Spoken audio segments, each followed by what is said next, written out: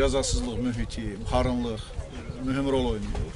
Yəni insanlar cəzasızlıq mühitini gördükcə bu cür hərəkətlərə yol verirlər. Eyni zamanda heç olmasa cəzasızlıq mühiti olan bir hüquqi dövlətin olmadığı bir məkanda ictimai qınağın olması düzgündür. Hesab edirəm ki, o futbolçunun hərəkəti həqiqətən tərbiyəsiz bir hərəkət idi və Azərbaycana baş aşağılığı gətirən bir hərəkət idi. Azərbaycan adına bir uğursuz, bir lazımsız bir hərəkət idi.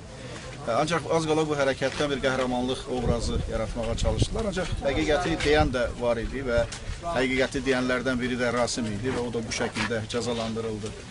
Bilirsiniz ki, indi Azərbaycan hakimiyyəti Avropa oyunları ilə bağlı güya dünyanın diqqətini Azərbaycana cəlb etdiklərini, bura turist cəlb edəcəklərini bildirirlər.